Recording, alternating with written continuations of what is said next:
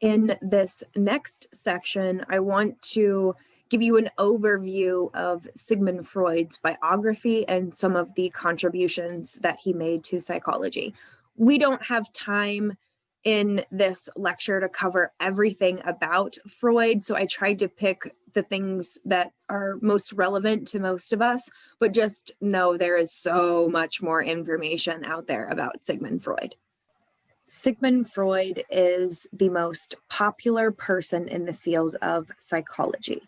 Many people, when we survey them, associate the field with Freud, even though he was technically not a psychologist.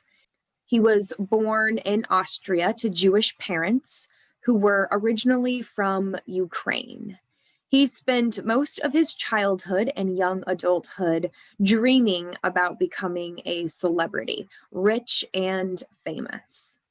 He was trained as a physician in Austria and worked as a clinical neurologist after earning his MD in 1881 from the University of Vienna. So after graduation, he spent some time experimenting with different treatment options. His patients clearly had needs, they clearly had symptoms, and he tried different things to relieve those symptoms. Hypnosis was one of his early options, and he also experimented with several different drugs, including cocaine. In fact, in 1884, Freud published a very controversial article about the benefits of cocaine in treating different neurological issues. In the 1880s, Freud had several other physicians in his inner circle. He was friends with an eye surgeon who also used a liquid form of cocaine to operate on the eye. His patients were able to make it through surgery without squirming and crying and screaming like they had before. Clearly, there were benefits that Freud and his colleagues identified. The problem was that they didn't know much about the limitations. They didn't know much about the addictive properties of cocaine. And unfortunately, Freud and several of his colleagues developed addictions to the drug.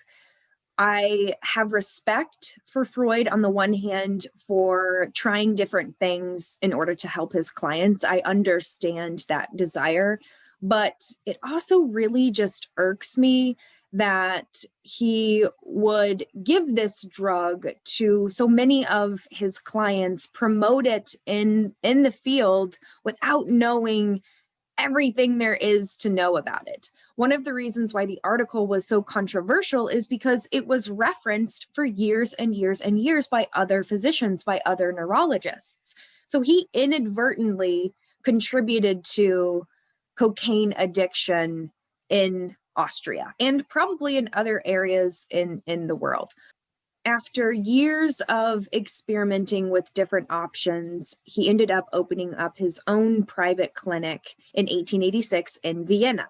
And it was there that he developed his own form of therapy. Now, sometime between 1886 and 1896, 10 years later, somewhere in that period of time, he created psychoanalysis. I will talk a little bit more about his therapy, his ideas, his theories in a few minutes. I want to finish with the rest of his biography. In the early 1900s, his work attracted a group of followers. He called them disciples, including Carl Jung and Alfred Adler. Both individuals are at the end of this lecture. The height of Freud's career was in the 1920s and the 1930s. He really had to compete in those years with behaviorism. Today, both psychoanalysis and behaviorism are considered forces in the field of psychology. There are 3 total. In 1936, Freud and his entire family left Austria and moved to the United Kingdom. They did this because they were afraid what would happen to them if they stayed in the region. The Nazi regime was gaining more and more power each year, and they were concerned that they might suffer under the new ruler. So they left in 1938. Unfortunately, Freud died the next year from mouth cancer. He smoked a lot of cigars throughout his life, and I mean a lot of cigars, multiple on a daily basis, and that's hard on your body. Eventually, he developed mouth cancer, and reportedly, he died from an overdose of morphine that was administered by his doctor. Now that you know a little bit more about Freud's life, let's turn our attention to his ideas. How did he impact the treatment of mental illness? By 1896, he had coined the term psychoanalysis and had created a new non-medical option. Up until this point, we really, in psychology, hadn't formed any theories or any therapy options. His psychoanalysis was a form of talking cure. Remember, it was based on hypnosis. He had studied with Charcot, he was familiar with Brewer's version, and his early version of psychoanalysis was kind of like hypnosis with more conversation, more discussion, more dialogue with the therapist. And of course, the therapist needed to be trained in Freud's ideas in order to conduct the therapy. With his treatment option, the goal was to reach the patient's unconscious. According to Freud, the neurological symptoms that he witnessed were not caused by traumatic brain injuries or an infection in some other organ of the body. According to him, these neurological issues without neurologically based causes were the result of unconscious forces. So his treatment was an attempt to address those unconscious forces. When you think about Sigmund Freud, I want you to think about the unconscious. This is the second contribution that I want to share with you. He is responsible for popularizing the concept of the unconscious. This idea, it's a theme among many of his other ideas. He said that the things that happen to us as children remain in our unconscious and manifest themselves as these hysteric symptoms. Once Freud developed psychoanalysis and began to have some success, his work was generally accepted and promoted in the field of medicine and in the general public, but not in psychology. In the early 1900s, remember, psychologists were beginning to turn away from the things they couldn't see and turn their attention to observable, measurable behaviors. 1910s is really when this happened. So Freud's ideas were about to come in direct conflict with the trends in the United States. That became the focus of behaviorism and eventually the entire field of psychology. In addition to inventing psychoanalysis and promoting the unconscious, Freud also developed a procedure known as free association. The idea was that his patients were to respond to his prompts with the first thing that came to their mind. No holding back. No matter how embarrassing, no matter how silly, they were instructed to say the first thing that came to their minds. Did his patients lie on couches? Yes, they did. That is one stereotype that is true. In the early days, he asked his patients to lay down on a couch, close their eyes, and not look at him. The idea was for them to relax, just like with hypnosis. So you see a tie-in there from his days with Charcot and his knowledge of Brewer's talking version of hypnosis. He wanted them to relax, but still carry on a conversation with him. Of course, not all patients were able to be so open with Freud.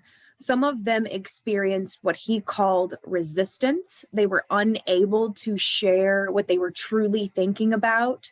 And some of them were also unable or unwilling to access some of those negative early childhood memories.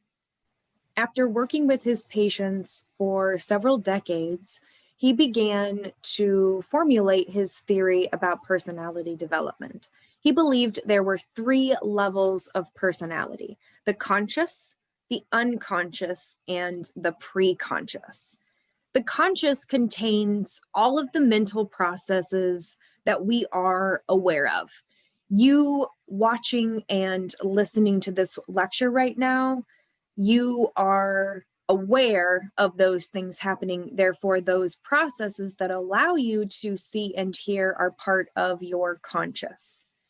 The unconscious, according to Freud, contains the driving power behind all of our behaviors. The unconscious is responsible for dictating how we behave.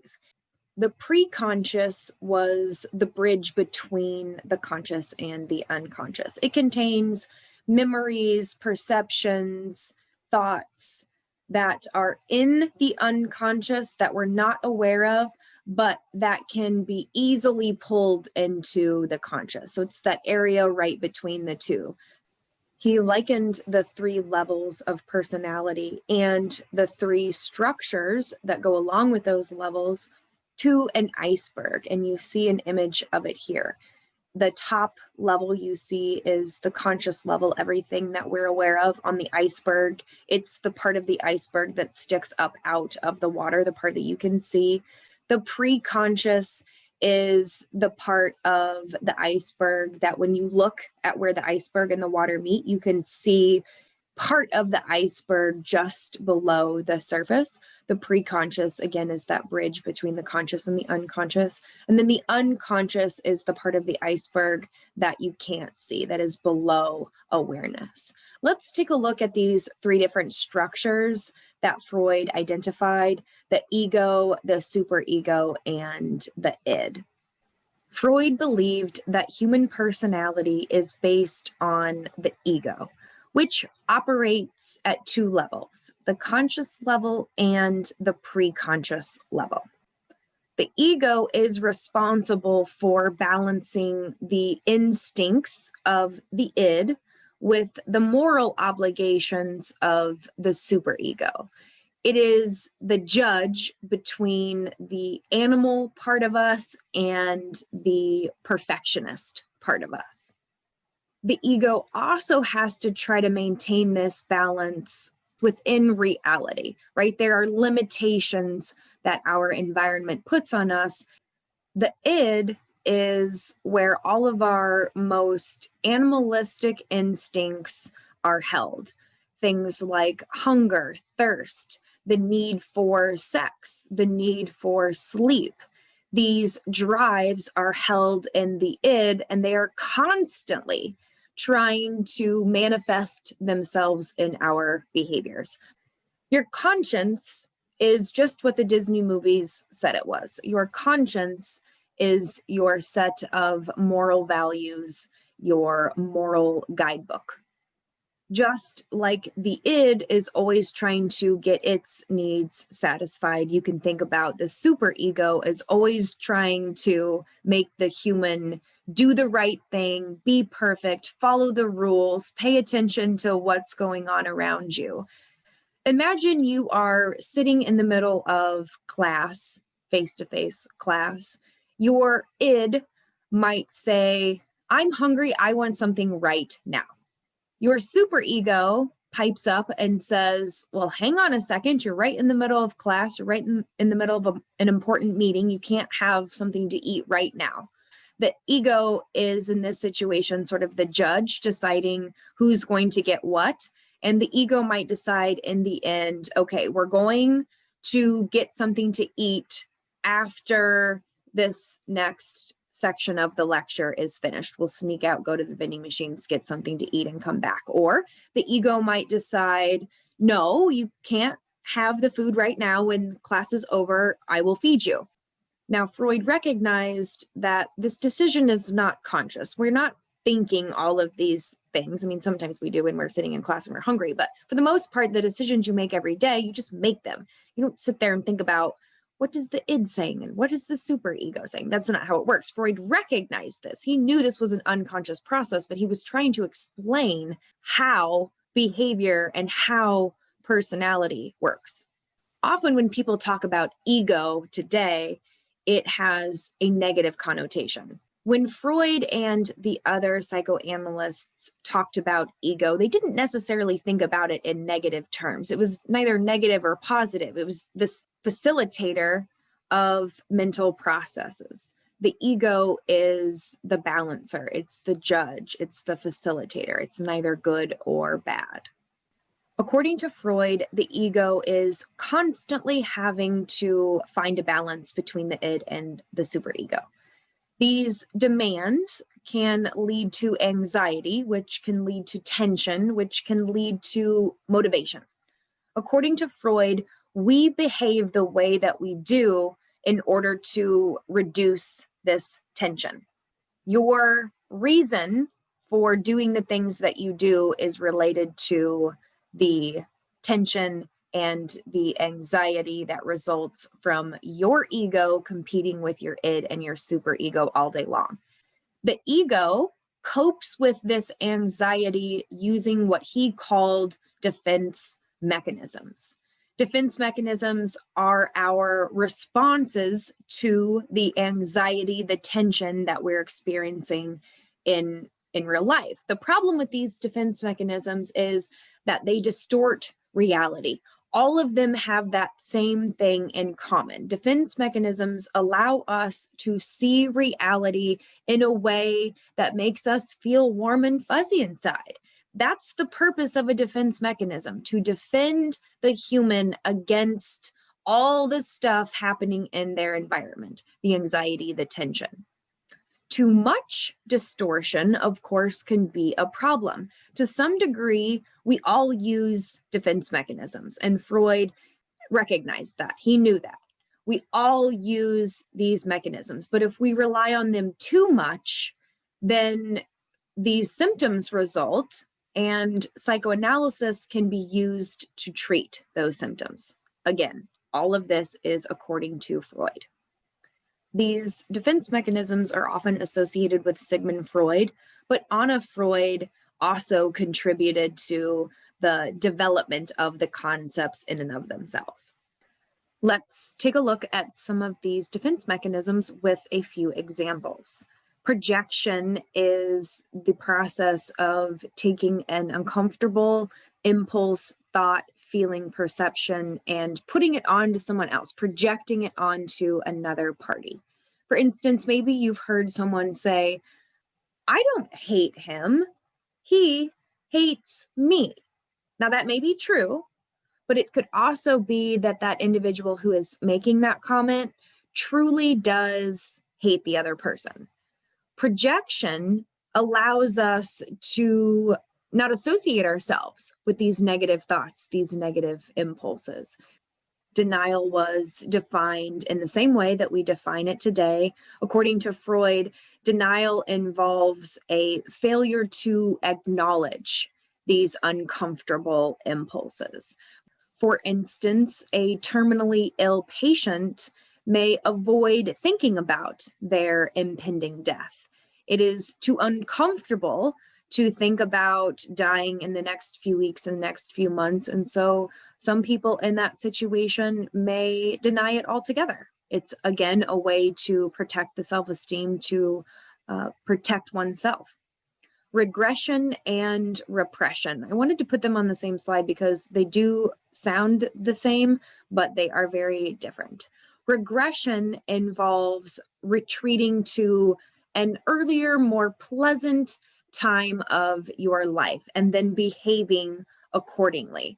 For instance, a preschooler acts like a baby every single night before going to bed. My Olivia is going through this right now. She hates going to sleep because she doesn't want to miss out. She acts like a complete baby. She starts talking like a baby. She starts whining. She starts crying. She forces these great big cartoon-like tears into her eyes, and of course makes me feel terrible. But repression is something a little bit different. It involves removing unwanted thoughts from consciousness and putting them back where you can't access them, taking a conscious thought and making it unconscious.